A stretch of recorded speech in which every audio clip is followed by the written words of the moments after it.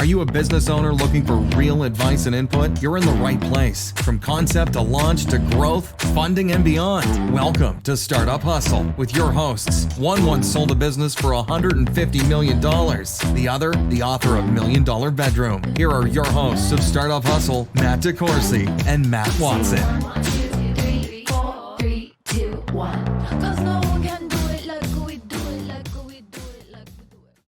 And we're back. Another episode of Startup Hustle. Matt DeCoursey here with Frank Keck, who'll be sitting in for Master Watson. Hi, Frank.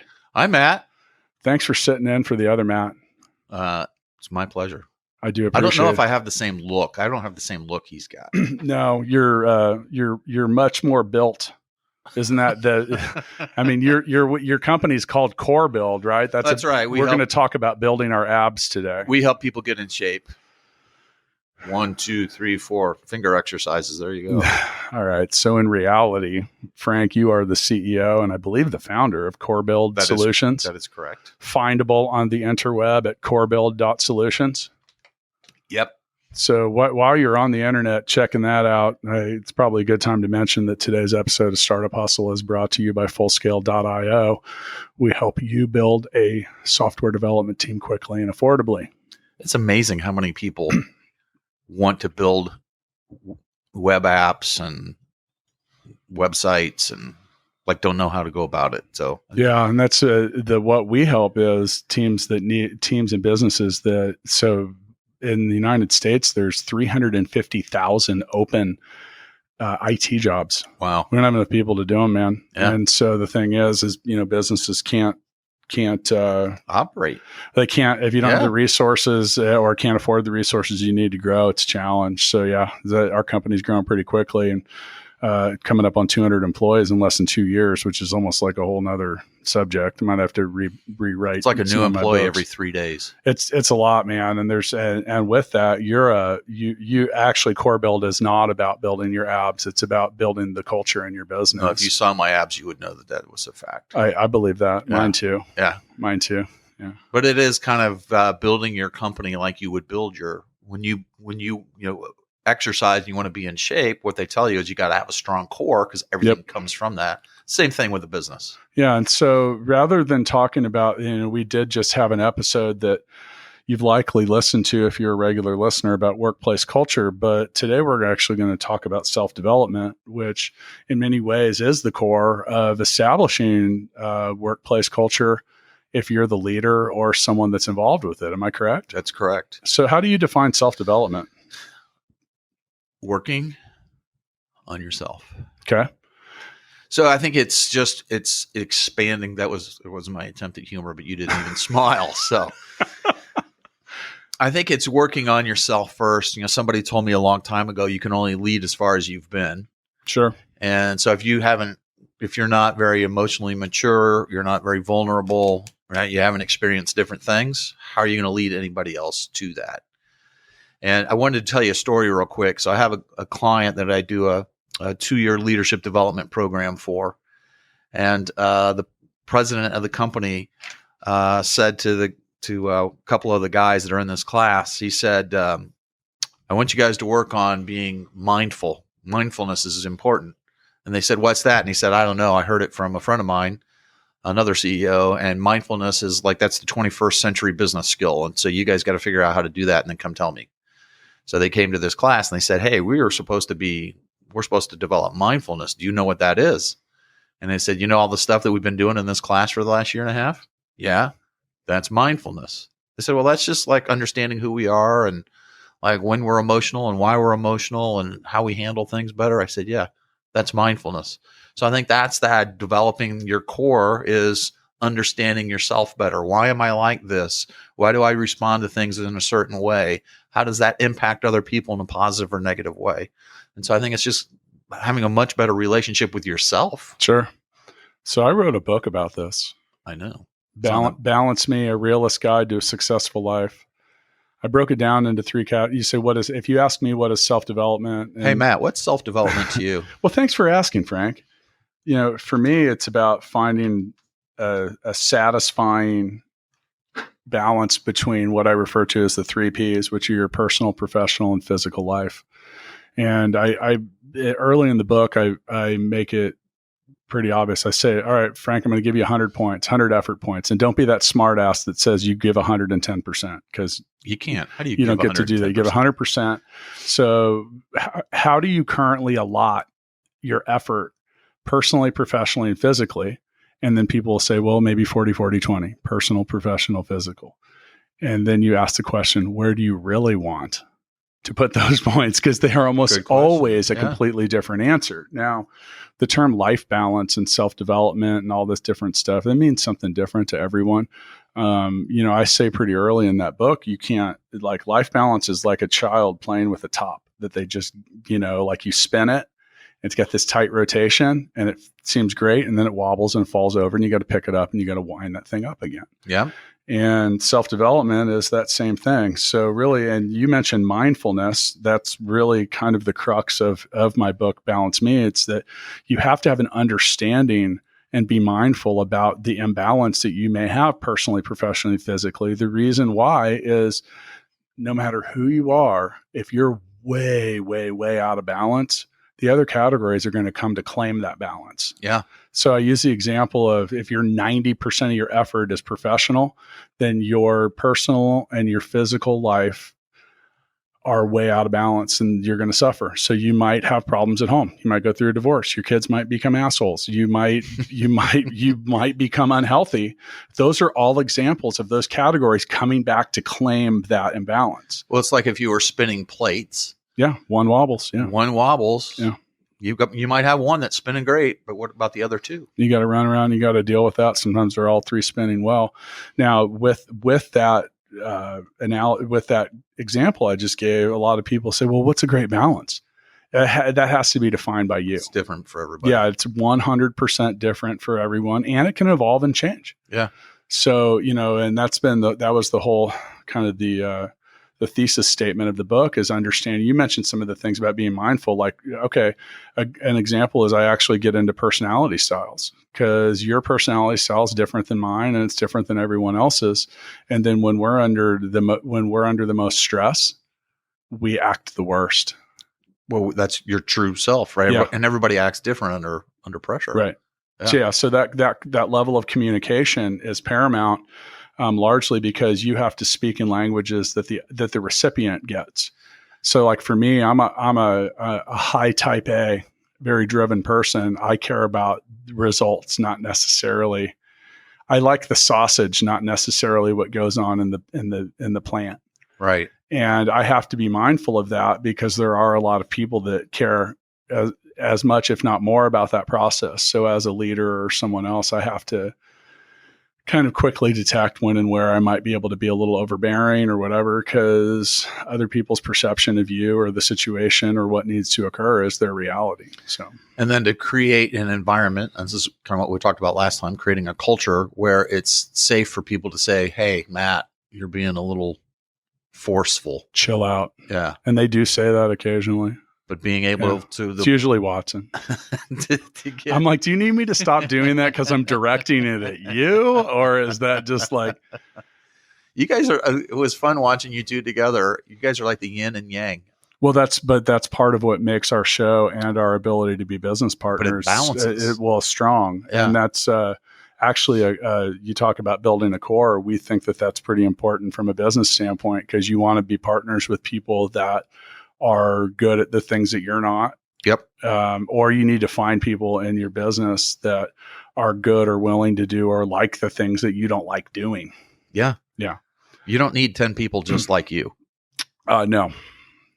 From a self-development standpoint, that probably wouldn't work out very well because I would spend most of my time thinking about how to kill me. It's like that Seinfeld episode where he got engaged to get married and then he realized, hey, she's just like me. I can't stand me. Yeah. And he broke up with her. Yeah. But that's the whole thing is you got to, okay, how do I learn to like me and accept me? And the more I can accept me, guess what? Now I can apply that with other people. Yeah. But if I don't like me and I'm always negative and saying bad things about myself, I'm probably coming after you next. Yeah. And so that just creates a world of animosity and nobody wants to Nobody wants to work on that. Yeah, and so much of self-development, in my opinion, starts with this really like unfiltered look at yourself. Yeah. And I say this right early in the book, if you're not willing to admit that you're your own biggest problem, just put the book back, because A, you're not going to like it, and B, I can't help you. Yeah. You also have to acknowledge that change is difficult and that it's not something that's ever finite and done. Yeah. It requires It's a journey, right? Yeah, I mean, it is. It Yeah. is. It's an evolution. And, so when you talk from a self-development standpoint, I think that before you can begin to grow or develop yourself, you have to first tear yourself down a little bit. I mean, what's your take on that? When you say tear yourself down, I guess the way I would approach it is open to repair. Tear yourself up, open yourself up. Yeah. Right. Tear open the cover and look inside and just be honest with what you see. Yep. And you're going to find stuff that you like, and you're going to find stuff that's really uncomfortable. And what I've learned through the years is, okay, if there's something and I look at it and it makes me really uncomfortable, there's probably something really good in there that I probably ought to dig into a little bit. Well, I think some of the development, any type of self-development, what you just said there is actually a remarkably positive statement. You have to start beginning to find what the good and the bad is. Yeah. Like, it's like finding a diamond inside of a turd. I mean, it's just like, and here we are 2 episodes in a row with a turd analogy, but it's true though. And this sounds terrible, but how the hell do you know if there's a diamond in there or not if you're not willing to get dirty and figure it out? This episode brought to you by Charmin. Yeah, no doubt. I should call them for a softer approach to cleaning up my mess, right? But there's truth to that, and sometimes things that we perceive to be immediately negative or no good are actually great. Your biggest strength is also your biggest limitation. I say that all the time. They hold hands and walk down the street together. They do, and they laugh. They mock you. Yeah, and together. It's the same way with your business. Well, I'll give you an example, and I'll tear myself down. So I can be a talker, which can be a plus and a minus.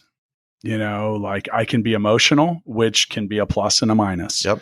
I can be confident and strong, plus and a minus. And then also your business. Like I look at GigaBook, which I'm the founder of. It is highly customizable, which is a strength for some and a huge weakness for others because it takes a while to set up. Yeah. So what are your strengths and your weaknesses, and how are some a benefit and how are some not? It's just like with me and Core Build. So what we do is we go in and we help people to basically look at themselves in the mirror and see the truth. And my business partner and wife, Rachel, says, you're really good at making people both comfortable and uncomfortable at the same time. That's okay. But it's the same thing. You've got to be, when you're uncomfortable, it's because you're looking at something and realizing, oh, there's something here that maybe I want to change. But you got to be comfortable with that. We talked about this in the last episode, being comfortable with change. So I think it's, as you're developing yourself, the more you can go introspective and get used to, okay, well, that hurt a little bit, but now I'm going to grow. It's just like lifting weights. You lift up, and lifting weights is actually just tearing the muscles. Yep. And you got to have that time to recover. So it's really just the same thing. What can I learn about myself today? And then learn to accept it and improve upon it. And you're mentioning the same thing with the weightlifting analogy. Is it's about repetition, and it's about doing it regularly. You don't just lift weights once and you're like, dude, I look like the Hulk. And isn't that funny, Matt? Like people will go, well, we do an annual review with our people. I don't know why the culture's not better. We talked to them last year. Yeah, right. What did you talk to them today? Well, no, I haven't talked to them today. Well, you do. It's that repetition. You got to talk to your people every day. You got to talk about culture every day. You got to talk about values. I think you got to talk to yourself every day about it too. I mean, in the vein of self-development, dude, it's so easy to get away from the repetition. And, whoever they is, it takes X number of days to build a new habit or whatever. Well, this episode brought to you by they. Yeah, no doubt. Go to they.com. I've never gone to that. I wonder what we that should is. try that out. Yeah. And I'll do that while also thinking about how many emails sample.com gets. Is that yeah. I have never thought about that. Wow. I mean, so, I think that so much of self-development too, we're sitting here talking in a professional capacity, but the personal side of things is pretty key. If you're dragging muck from your personal and your professional life, back and forth. And here's an example. So I talk about this in Balance Me. If you do not know how to communicate with people because you have a different personality style, you have a different level of communication, and you have a blow up with them at work 30 minutes before you leave, you're going to drag that into the rest of your day. And it's like a toxic rainstorm over everything else. So sometimes these simple things are just about learning how to communicate to avoid those kind of things. Because that toxicity carries with you no matter what you're doing. Like absolutely, you can have a blow up at 4:30 at work with several people, and then you can go do the most redeeming. You can go raise money for everyone that raises money, right? And for they, and it doesn't matter because you're not going to think about that. You're going to think about the shitty argument that you had because you don't. And oftentimes it is you don't know how to communicate with whomever. So do you ever watch the Dog Whisperer? No, but yeah, I know the theory of it. So I don't even know if the show's still on. Do we know what he whispers to the dogs? Well, that's what I'm going to tell you. So every episode, we used to watch it, my wife and I and the kids religiously, like every episode. And every episode was the same. So somebody would call and say, hey, I need help with my dog. My dog's out of control. So the Dog Whisperer would show up and he would sit down and he would talk to the people and then he would go talk to the dog. And I don't know how he speaks dog, but he would connect with the dog. And then after like 8 minutes with the people and 2 minutes with the dog, he would come and he would say, well, the dog's not the problem. You're the problem. Yep. They're like, what do you mean we're the problem? We're the humans. And he said, your energy, you're giving the dog negative energy and the dog's just reacting to it. Yeah, I was going to say my gut instinct would tell me that he was a calm. Yeah. And so that every episode, it was the same. Hey, if you will change as the human, the energy you're giving the dog, the dog will change. And that was true. It's the same thing with your kids or your wife or your husband or your coworkers or your employees or your clients or different people in that regard. What energy are you giving out? Yeah. And is it helping or hindering? Because it's doing one or the other. And so just like if you learn nothing else from this podcast but that of, okay, what energy am I giving out today? And is it energy that anybody else wants? Yeah. And if it's not, then just close up and go home. Right? No, I agree. But because you're not making anything any better. Well, and some of that can carry over into like 10,000 different things. So the Matt DeCoursey School of Customer Service is based on reality and not like the customer's always right. Like I've literally fired clients. Yeah. I'm like, you are just detracting so much. Like you are. So at Full Scale, our companies hire us to become part of their work culture, which from a work culture perspective makes it tricky because we've got people that are in our work culture and then involved with dozens of other work cultures. Right. And sometimes we find clients that they're overbearing. They're working our people to a shitty place. And then another thing too is like, we don't guarantee results because they're the people that manage their own projects. So sometimes we get occasionally we'll have a client that'll be like, well, this isn't going well. It's your fault. I'm like, but is it? And that's the thing is sometimes you got to look back at anything you're doing and say, okay, am I the problem? And, every time I do that, I usually realize shit. I probably same answer. Yeah. And it doesn't mean that you always have to fall on your own sword, but sometimes you're like, okay, so I might not be the entire problem. Am I part of it? And what can I do to better fix that? Yeah. How am I contributing to the problem? And how do I contribute to the solution? Yeah. But I think too, so those companies that you guys work best with, my guess would be you're aligned with them. Well, I'll give you an example. Some of those issues in the past have occurred by us. You talk about, do you get a chance to choose your clients? Well, we do now. Yeah. Because I just learned that we're better to have no clients than shitty ones. Yeah. And, and certain, so like looking at the chemistry of what makes that occur, And is it us or is it them? And if people, whether it's clients or employees or leaders, are not, if they are not equipped to handle what's coming downstream at them, they have very little chance of surviving. Yeah. Do you agree? Or? I do. And I think that's part of developing leadership from the inside out, is being able to handle those things from a mental and emotional perspective, and taking care of yourself. How many leaders do you meet, Matt, that don't take care of themselves and then they get burnout? Burnout. Well, that's that back to that 3 Ps, man. Right. Like, yeah. But you have no energy left because it's all negative. And it'll burn you up. Like, for example, and I don't claim to like be a model of physical fitness, but I take 4 days a week at least. And like, I have a gym in my house. So, I walk on a treadmill a little bit, lift some weights. Sometimes I have energy for it. Like, I'll give you an example. On Saturday, we're recording this on a Monday. I went down to try to work out. I just did not have the energy, man. I hadn't felt well last week. I just was feeling drained, but I still got a little bit in. I said, okay, I'm going to reboot this and I'm going to go in and try to attempt that again. Yeah, no. So I had that flu, whatever that flu was. My son had it too. And somebody from his class texted him, "Are you okay?" And he said, "No, I have the coronavirus."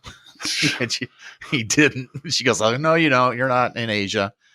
So I will be soon, and that is a real concern. Yeah. So, but we were both down, and I'm like you. I worked out for what I could, but I just didn't have the same stamina. But I did want to give our listeners a tool today, if that's okay. Something that they could take out and do that would help them to be more aware, to develop that core. And it's something that my coach, shout out to my coach Jeff, taught me about 5 years ago. And that is that there are 5 basic human feelings. So we're not necessarily talking about emotions. Emotions and feelings are cousins. But a feeling is something that you actually feel. So the human system actually tells you when something's not going well. So we talked a little bit about, understanding yourself. And everybody is designed to have values that are important to them and a purpose that's important to them. And so when you feel a feeling, it's your body's way of saying, hey, you're not in alignment with who you are or what you're supposed to be doing. And so if it's okay with you, Matt, I'll just give you the 5. So the first is anger. So anger manifests itself in your neck and your shoulders. So when you're angry about something, you will actually feel that in your neck and your shoulders. The second one is sadness. Sadness you feel in your chest. So if you're experiencing something and you feel like a heaviness in your chest, that's sadness. Or a heart attack, depending on how strong the feeling is. The third one is fear. Fear you feel in your gut. So a lot of times when people will want to, speak in public, or training people to speak in front of a group, and they're like, "Oh man, I have the butterflies in my stomach." Well, that's the human feeling of fear saying, "Hey, you need to pay attention to this." So that's anger, sadness, fear. The fourth one is joy, which is an all-over tingling sensation. And then the fifth one is sex, which is a feeling in your loins, but we don't really talk about that at work, hopefully very much. True. But if you think about something that happens to you as a leader, if you were to stop and say, okay, before I do anything, I just want to see what am I experiencing right now? Right. So a customer comes to you and says, "Hey, Matt, we're not happy with the performance of this team." Before you say or do anything, what if you stop for a second and just go, okay, where am I feeling this in my body? Okay, it's sadness. Okay, so why would I be sad about this? And just have like a short conversation with yourself. Now you can go, okay, now I'm more self-aware of what's the approach that I'm going to have towards this. Now I can be more open and honest with that other person because I'm more open and honest with me. So it's just a way of saying, okay, let me stop and kind of take my own temperature. So if you think about like time that you spent with one of your girls this weekend, right? When you think about spending time with your girls, there's going to be a sensation in your body depending on what happened over the weekend. Maybe it's joy, maybe it's sadness, whatever it is. So that's just something that if you'll stop and just kind of think about as you experience something that's happening in your life and you think about it, where are you experiencing that in your body? And then just kind of, it sounds crazy, but just have a conversation with yourself. Why am I feeling this feeling? Why am I angry about this? And have that conversation. And what you'll notice is that feeling, once you talk to it and just say, hey, I acknowledge you. It will disappear because it's your body's way of saying you need to pay attention to this for a second. Yeah, I think those are all good points. Is this a too obvious of a thing to point out that self-development starts with self? It's not about developing everyone else around you. Yeah. That's so simple, but yeah. I think we forget that. And then also the term development. And I talk to our software clients about this a lot. It's exactly what it sounds like, man. It's development. Yeah. It's not self-finishing. It's not self-completion. It's not self-finality. It's development, which is ongoing, which means, and you talk about looking for like weird red flags and stuff like that in life. Like one of the ones that I'll have for a client that'll want to work with full scale is when they say, when this is done, I'm like, man, you don't know what you're doing because it's not done. Unless you run out of money or you stop doing it, your whole company, right? Well, then it could still, is it really done? Yeah. On some levels it might be at that point, but as far as yourself goes, it's ongoing. It's something that requires a lot of immediate tune-up. And I gave that example of like a child spinning a top or plate spinning, right, or any of these things. And that's the way it goes is like when you take a top or like maybe you have one of those gyroscopes where you can yank a string and really get it moving, and it's going to even sit on top of a string, and it's like, wow, that balance is amazing. It's eventually going to fall off. Yeah. And there's no way to wind that thing back up while it's already moving. So, I think the thing with self-development and improvement that you have to consider is that you're going to fail again. You're going to have to make adjustments again. You're going to have to learn more things again. You're going to have to take a bite of humble pie again. Yeah. And I think that's the hardest part. I think the people that, and by the way, I learned something about writing a book about self-development. A lot of people don't want to hear it. Yeah. They don't. Yeah. They just don't want to hear it, or they have and I wrote mine from the most realist point of view, and I immediately took shit for it because I'd be like, hey, look, this is the way I think. In the end, everything is really, truly zeros and ones. It's true or false. It's black or white. It's up or down, left, right, whatever you want to yin yang, pick one. So I would use the example of, all right, so what's the obvious answer? So let's say I have a drug problem. The easiest answer is don't do drugs, right? It's the simplest. Yeah. Well, okay. So, and then people are like, well, it's not always that easy. There's emotions and whatever. I said, I didn't say that was the case. Yeah. But that is the solution that we are trying to get to. So whether you're starting at the top, in the previous episode, you used the term an inverted pyramid. Yeah. Okay. Well, then some cases, this is the case too. So where do you want to be? And can you work backwards through that? So, so you look at something like I use this, and I said I took a lot of heat from people because they're like, oh, there's all these emotions and all these factors and whatever. Okay, those are all things that we can work through. Yeah. And you use the example of someone that maybe had a substance problem. Okay, so where are they getting the substance? What is putting them in that? Is it the people they're around? Is it the way they come home from work? Is it someone, all these different things, and trying to eliminate the things that are invariably leading to a bad. So you go back upstream with that pyramid, and you look from a self-development standpoint. Okay, why am I overweight and I feel like shit? But I think the first thing, I eat candy all day. The first thing is just being aware of, I'm overweight. Yeah. Oh, I have a substance. And that's mindfulness. But in the same thing, it's like you can't be in the business of blaming everything else. Right. In the end, and there was, dude, when I was younger, I used to have a good time. And you blame a lot of other things and in the end, you're like, hey, it's me that's making these decisions. That's exactly now, right. I used a somewhat, harsh and abrasive example there for some people because, some people are like, oh, well, there's a disease. Okay. I'm not saying there isn't. So how do we treat it? And it's the same thing from yourself as a person. Yeah. And I've had to do a lot to change my own mentality because I've been guilty of just being obsessed with my businesses and stuff. And you go home and you're like, oh, wow. So there's stuff here too. Well, my wife told me when we first got married, she said, I know you travel all the time, but don't don't expect this relationship to work if you come home and all you want to do is rest because you gave everything out on the road all week.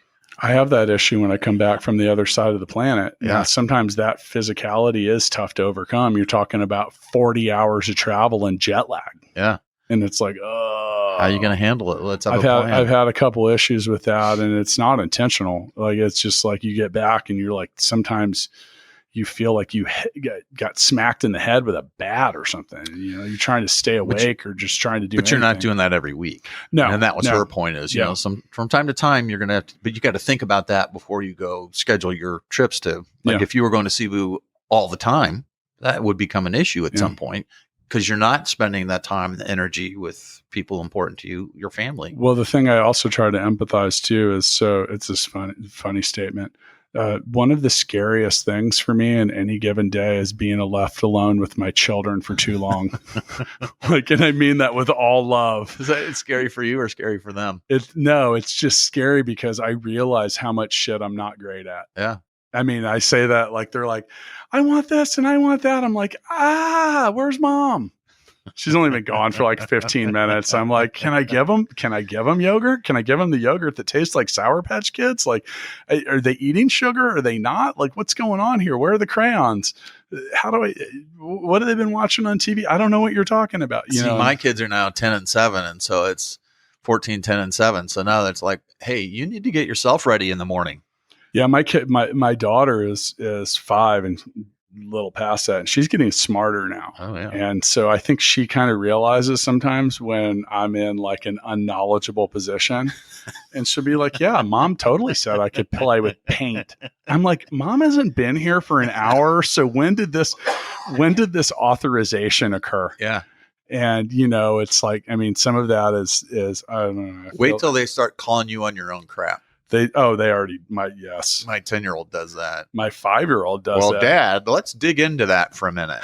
So you talk about goofy stuff, like, you know, my daughter is I think she took mostly DNA from my strand, which is okay. You talk about that strength and weakness. I'm like, awesome. She's like me. And then I'm like, oh shit, she's like me, which means she doesn't sleep. So like last night, as I woke up at 2 a.m, which I don't know if I've never told you this, so I don't know why you'd know, but I can't sleep for more than 3 or 4 hours straight without waking up, oftentimes for like hours. So as I was waking up at 2 a.m. and doing my migratory pattern around the house, looking for a different place to sleep, weird. I literally ran into my daughter doing the same thing in the hallway. She's 5 years old and she's like wide awake. And she's like, can I come sleep with you? I'm like, I don't know where that's going to happen yet. She's like downstairs. I was like, okay. but it's just, you know, weird stuff. And it is kind of cool and scary when you see how much your kids are like you. Oh man. So, you know, and the reason that scares me is because you talk about, so that's part of, so examining your strengths and weaknesses, you know, a high level of drive. So most people a lot of people that meet me will be like, dude, I love your energy. And then I know that others that I don't see are like, fuck, that guy needs to turn it down a little bit, you know?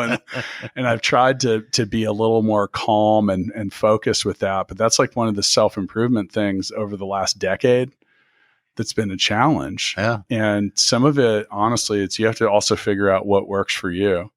So sometimes I'm just like, you know what? Like, it's so much easier to just be quiet and not say anything. Well, sometimes it's like the opposite though. It was fun watching you and Watson because I hadn't seen you guys do this when we did that last episode. No, it was just you and me. But just watching the two of you, like you give off the energy and he just kind of like absorbs it like a sponge, right? And then there's pause and then this really eloquent answer comes back, very steady. I actually thought about it. Yeah. I was like, oh, well, that's how that works. Opposite for me and you. Yeah. I mean, as opposed to just like immediately saying what you think and not thinking about it. Or just waiting for you to finish your sentence because I already have something else I want to add. Yeah.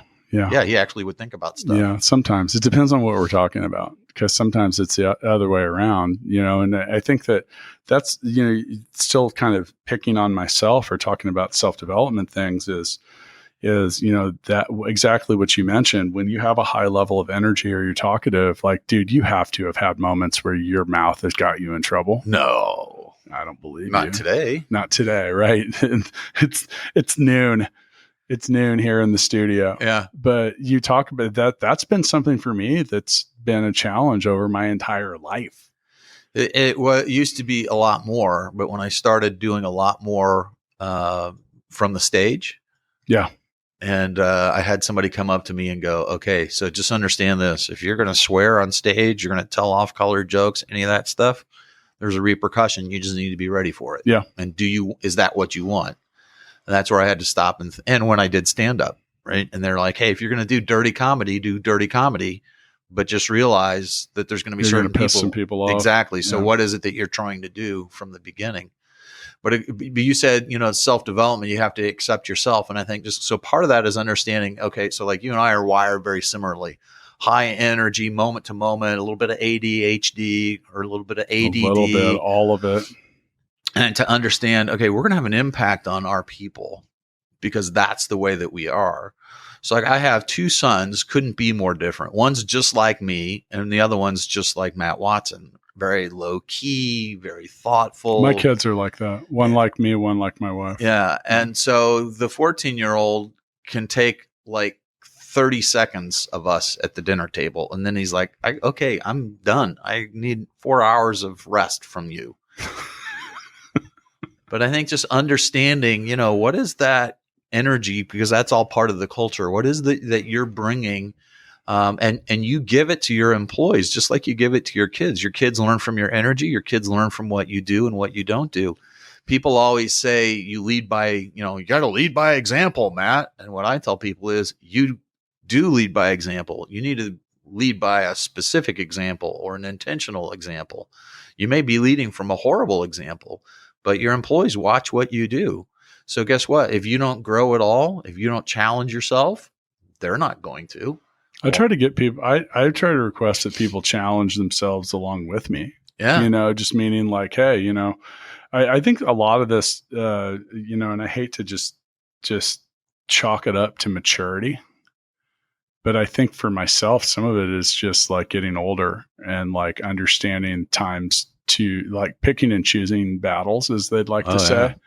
It's getting a lot of play, but one of the things self-development wise for me that, a lot of people get down, they're way too concerned about what they think other people think of them.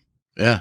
And I probably like 10 years ago, like I literally just decided I didn't care. Yeah. And I don't mean that in a careless way. I'm not like running around being an a-hole, but I think I just accepted that, okay, first in business, I was never going to be popular with everyone. Right. Because sometimes as a manager or a leader, when you're doing the greatest job, not everyone is thrilled about it. And then personally, some of it was, I don't know. I just started stepping out of any conversations that involved religion, politics, or sex. Yeah. Because I realized that they were very usually low value, and that I entered those conversations with a minimal to no chance of having my opinions be aligned with those people. So I was actually going to probably hurt more than I helped. And then sometimes too, it's challenging because I'm very direct. And if you're like, I could be direct with you and you're not hurt about it. Nope. But someone with your opposite personality style often sees that. Don't mistake my confidence as arrogance. Yeah. But it's a challenging road to walk down, because once again, back to strengths and weaknesses, like to one person, you're confident, to someone else, you're arrogant. But I think now that you know that about yourself, now you can tune into the other person. Yeah. And that's enabled. Exactly. But for a long time, I thought, well, I'm going to get my self-confidence from other people.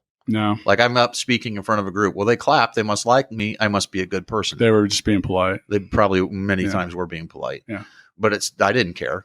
Right. Yeah. They're still clapping. Yeah, sure. And I've always thought everybody should have a job where people clap at the end of when you're done doing your job. Could you imagine that? Like you sit down and you do programming for 6 hours. I send an email and people clap. It's like, okay, Jose is leaving and he's done for the day. Everybody, all right, yay.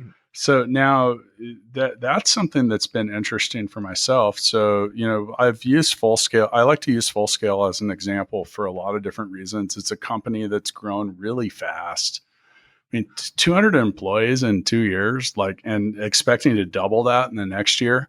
And then it's on 2 different continents that are on 2 different sides of the world. We're not talking about South America, North America. So we're not talking about Kansas and Missouri. No. Kansas, the home of the Chiefs. Kansas City, home of the world champion. Kansas They're City not Chiefs. in Kansas, though, right? I don't know. It depends who you ask. Yeah. But with that, there not only from a work culture and a self-development standpoint, now I've got 2 completely different kinds of cultures to deal with, and trying to figure out how to be a leader not only for our own people, but also for to try to adapt to a culture on the other side of the world that is remarkably different than North American. Right. And, so that's 99% of our company. Yeah. And you look at the difference, and so our company Full Scale is in Cebu City in the Philippines. It's a different vibe over there, man. Yeah. I mean, it just is. So and the thing is Matt DeCoursey as a person, it doesn't play the same way there. And then sometimes it does. Sometimes it's really powerful. They're like, wow, here's someone that's confident and Tall. I can tall. Well, sure. But I can really inspire a lot of people. But then I have a feeling there's quite a few that are like, oh my God, what just happened? What did I just witness? Where'd that crazy American come from? Yeah. But so that's the thing is you look at that balance. And now with that, I've been faced with having to make decisions that aren't always popular, but have to be made for the greater good of the longevity of stuff. But had you not had the confidence in yourself, understanding who you are, understanding how you come across, and so it's understanding that first, but then also understanding, hey, I'm an American, they're from the Philippines. It's 2 completely different cultures. How is that going to play? So the very fact that you're thinking about that, you've got to get used to them and make adjustments. But then how do we help them to be able to make adjustments to you as well? Well, in many days, I want them to be more like me. And I say that the parts of that are just like that being a little more outspoken. I think you should have a contest where they dress up and impersonate you on stage. Oh God. Wouldn't that be cool? That would be frightening.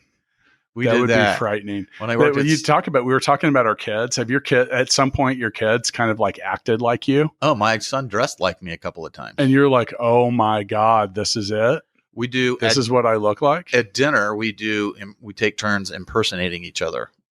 And so one lucky person will impersonate. Everybody goes around the table and does their impersonation of that one person. My kids love to impersonate me because there's so much there. So it's so rich.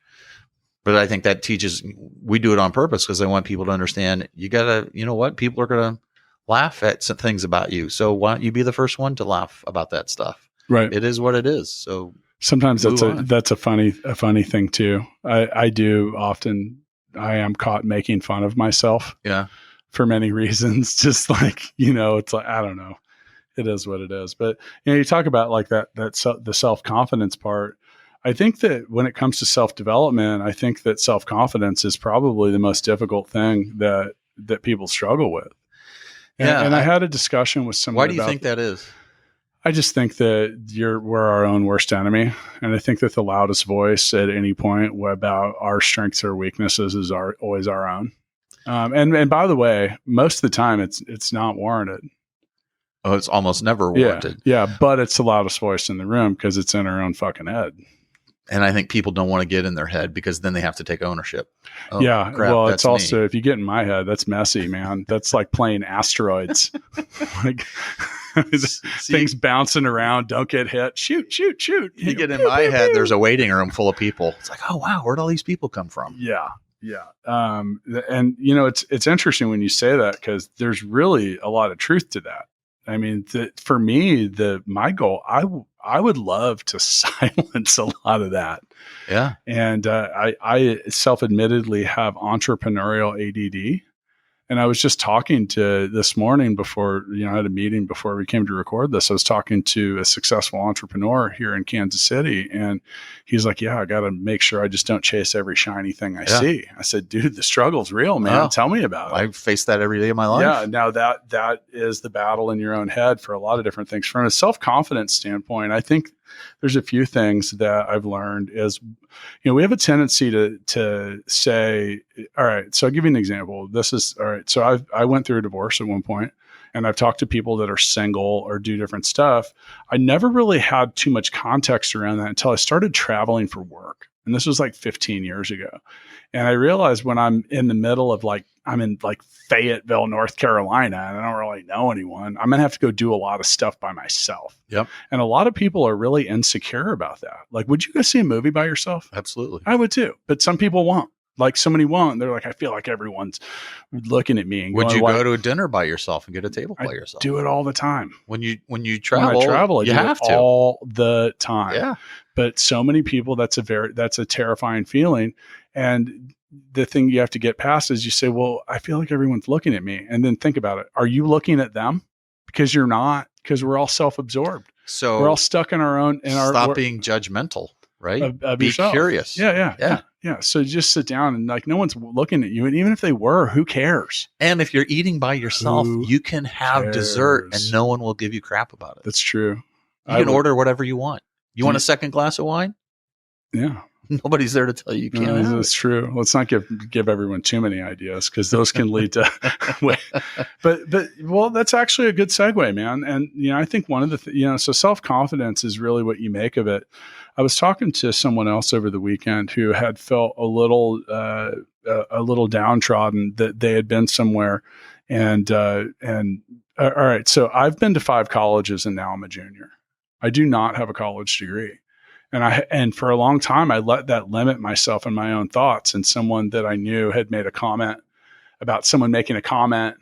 Right. And I sent a message through Facebook, and I didn't need to do this. I said, hey, look, none of that stuff matters. It's the only thing that matters is what you will yourself to do. Yeah. And the path that we've chosen is for some of us, it's a little longer. And some of it's not. And I realized pretty quick, I let the when I was 25, that felt like a limiting factor. When I was 32, no one gave a shit because I had already done some stuff. Yeah. And I could produce. I was a salesperson. I was a super salesperson. No one gave a shit where I went to school. And I think we're in a kind of a golden age of that. I think so. I mean, I think there's still professions where, where did you go to school? Get you in the door. If you're an attorney. But once you get in the door, you better perform. Yeah. That's really if all you do it a comes crappy down to. job in 5 years, they're not going to go, well, you went to Harvard. So I would, on many days, and I maybe not the Harvard example, because those are usually that there is something to that pedigree in a lot of cases. I did one of the schools I dropped out of was a top 20 business school. It was way different than the other schools. There was something to it there. I could tell the difference, from the very first day. And it was the things that they prepared us to do. It wasn't the subject matter, because Business 101 was Business 101. It was more like the critical thinking, understanding opportunity costs. There was a level of mindfulness that existed there that was interesting. But, I always say, when we're looking for businesses and things that we've invested in, I love entrepreneurs with scars. Yeah. I want to know that it goes back to the alignment thing. Yeah. Right. People you're aligned with because they've gone through the school of hard knocks. They've learned those things. And another thing too is and one of our favorite quotes on Startup Hustle is from Mike Tyson. Everyone had a plan until they got punched in the face. And that's a good point. It is, because the thing is I'm more concerned about how you're going to react to getting punched in the face than what you look like on paper before the bell rings, because we're all getting punched in the face. There's no doubt about it. That's what I love about doing workshops, like the first workshop with a team. I never know what I'm walking into. Yep. They can tell you, oh, this is what you're walking into, but you don't know it until you walk into it. But it's not until you get that first punch in the face. That's when I think it gets exciting. It's like, okay, now there's some blood. Now I know what we're dealing with. Let's make the best of this. I like the challenge of it. Well, I own it in some situations, because some people just ask tough questions, which is fair. If you're going to open yourself up for it, and even our own employees, they'll say stuff, be like, when I say ask tough questions, I mentioned in a prior episode, we do a town hall meeting with all of our employees, and they ask some tough questions sometimes. And sometimes the answer is, I haven't done a very good job and I know I need to do better. Yeah. And you would be shocked. Let's actually talk about that for a second. Being real. Taking responsibility. Yeah.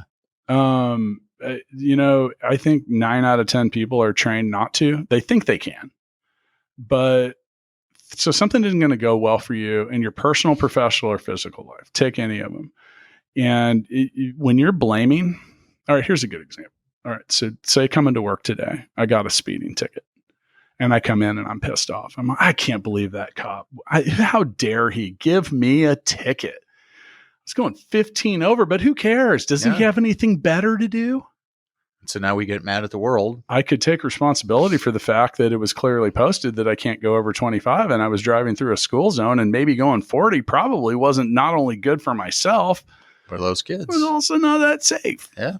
Because that's the reality of it. But you take that level of responsibility, and I think your life can change both inward and outward. Like if you have an employee if I have an employee that comes up to me and say we just sucked at something and says, you know what, I got to take responsibility for this. So this was my fault. I've learned a lot from this. I don't think it's going to happen again.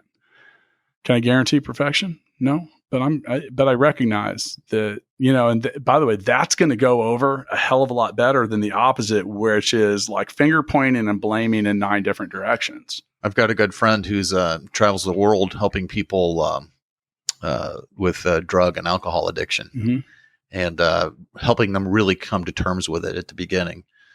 And I said, what's the key? And he said, there is something to the fact that, there is a disease involved, but he said, you got to own it. It's your life. What do you want to, do you want to do with it? And that's what he said, that's what I help people sit down and say, okay, am I going to own my life or am I going to let what happened to me control it? Yeah. Exactly. Yeah. It's the same way. Like I don't drink a whole lot because I know that sometimes 1's too many and 12's not enough. Yeah.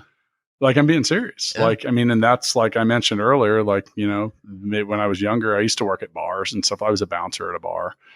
Like not really the best environment to be if you don't want to drink or if you really want to challenge yourself as to why, then maybe that's a good place. But, some of that is taking responsibility and saying like, okay, well, if I don't want to drink a whole lot, maybe I shouldn't work at a bar. Let's start there. Yeah. Let's just start there. Maybe set yourself up for success. Yeah. And then with that, I, kind of retrained myself to just like I said, like, well, if you think that you having 1 drink might, if there's a 1 out of 5 chance result in you having 12, then maybe you shouldn't. Or start. you better be prepared. Yeah. To deal with whatever's going to happen that next day. Well, that's it. You got back to what you said earlier. You got to own it. Yeah. And by the way, I'm not like a prohibitionist. Occasionally I do have a few drinks, but I put myself in a spot where that's the right place to do it. And certainly where I'm not the only one doing it. Isn't that great about getting older? Like you've learned all these lessons and you can be okay with it and go, I don't want to drink. And if you don't like the fact that I'm not drinking, I'm okay with that. I actually quit drinking for like 4.5 years or something like that, just because I wanted to. And then, and with that, I had some people that I knew around me. They're like, well, why would you want to do that? I'm like, why wouldn't I want to do it? But think about that. They were like Matt. More concerned about me not drinking than I was. What if you took that same thing, right? So you made a conscious decision not to drink just to kind of clear your mind or whatever your reasoning was. Well, what if you did the same thing with other things that we do to ourselves that are negative? Like what if you said, you know what? I'm not going to when people criticize me, I'm not going to let that impact me in a negative way. I'm going to stop and think about what they're saying and say, is there any truth to that? Yeah. And say, is there any truth to that? Okay, there might be. What level of priority do I have for taking care of this? Right. And now here's the thing. When it comes to criticism, you talk about self-confidence, it's difficult, but if you're hearing the same thing over and over and over and over and over and over and over, there might be a little something to that. Maybe there's something to that. I discard the one-offs. And even, occasionally, so we get a lot of feedback about this podcast and like, it's overwhelmingly awesome. And then occasionally we get someone that's like, you guys should let the guests talk more. Okay. Well, maybe, it's a conversational show. If I had to do this every day and I was just like, ask the same 4 questions and there are podcasts like that. There are. And that's fine. Yeah. And then, by the way, because podcasts are free, I often say, well, we have a money back guarantee. Yeah. If you don't like it, don't listen. We do have a money back guarantee here on Startup Hustle. If you do not like it, we will give you your money back. Double your money back. We could really go infinite. Yeah. 1,000% money back guarantee. My mentor, when I started in the speaking business, told me, he said, don't believe your press, positive or negative, because the second you believe it, you're in trouble. Yeah, that's a good point. Sometimes, but that's that point is like, you have to have thick skin. I've actually spent a lot of time talking to musicians about that just because of my past history in there. And it's like, I mean, the good ones and athletes will say that too. Well, you know, like you just can't believe it, because no matter what, you got to keep in mind that when you're in a point of people actually making commentary about you, sometimes it's okay. What is the motivation? Where's the input coming from? And what is the, like if you're giving speaking publicly and it's my job to come give a review on that, I might be like, the off-colored jokes and swearing turned me off. Yeah. But what if that wasn't meant to be maybe I'm supposed to turn other people on with that. Well, that's my point, is who's the person that's giving that input? Right. And do they even matter? Or maybe they got a speeding ticket on their way to your show. Could be. Or maybe it's just better for whatever it is they're trying to accomplish to not be like, Frank was amazing. And okay, when's he coming back? Never. It's easier to say negative stuff. I've realized too, Matt, is sometimes for me to do my job well, I have to piss you off.